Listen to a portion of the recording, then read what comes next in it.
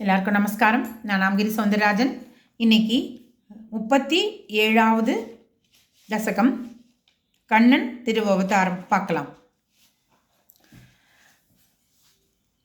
கிருஷ்ணா, சச்சிதானந்தமே வடிவெடுத்த ஹரியான குருவாயூரப்பா, முன்பு தேவர்களுக்கும் அசுரருக்கும் நடந்த போரில் அசுரர்களை தாங்கள் கொன்றீர்கள். எனினும் பலர் எஞ்சிய புண்ணிய பாவங்களுக்கு உட்பட்டு உத்தமகதியான மோட்சத்தை அடையவில்லை.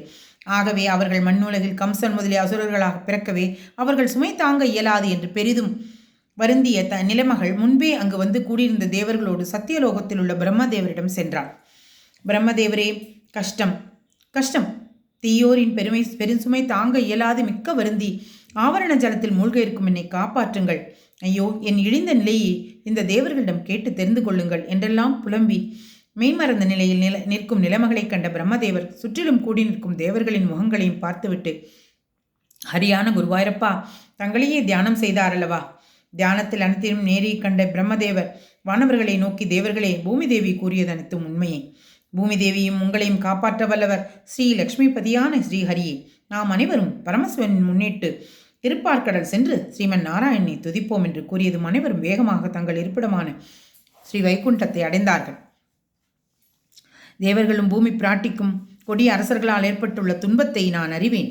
அதை போக்குவிப்பதற்காக எனது சம்பூர்ண கலைகளுடன் யாதவ குலத்தில் அவதரிக்கப் போகிறேன்.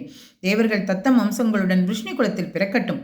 தேவ மாதர்களும் எனக்கு பணிவிடை செய்வதற்காக பூமியில் பிறக்கட்டும் என்று தங்களது கட்டளையை பிரம்மதேவர் கூறினார்.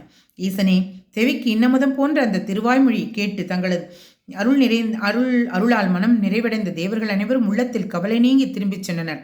குருவாயூரப்பா, தங்களது சாநித்தியத்தால் மிக்க புனிதமடைந்ததும் புகழ்பெற்றதுமான மதுராபுரியில் அரசனாக விளங்கிய சூரசேனனது புதல்வரான வசுதேவர் தேவகனது புதல்வியான சௌபாகியவதி தேவகியை திருமணம் செய்து கொண்டார்.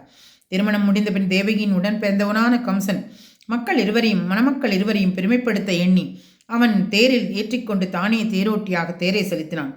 அப்பொழுது, மிக்க கொடியவனான உன்னை இவளது 8வது குழந்தை கொல்லப் போகிறான், அந்தோ பரிதாபம் என்ற விண்ணில் தங்களது வானொலி எழுந்தது. அதை கேட்டு மிகவும் பயந்த கம்சன் தேவகியை கொல்ல முயன்றான்.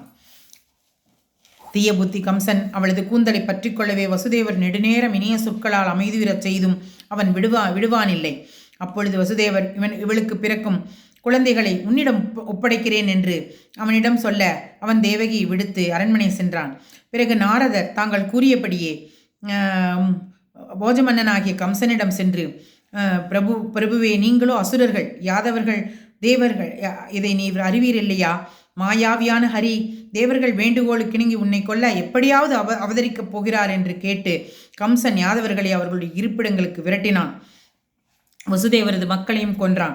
மாதவா, 7வது கர்ப்பமாக ஆதிசேஷன் வந்த பின் தங்களது கட்டளைக்கிணங்க யோகமாயி அந்த 7வது கர்ப்பத்தை ரோகிணியின் வயிற்றில் கொண்டு போய் சேர்த்தாள். பிறகு சச்சித் ஆனந்த வடிவினான நீங்கள் தேவர்கள் துதிக்க தேவகியின் திருவயிற்றில் புகுந்தீர்கள்.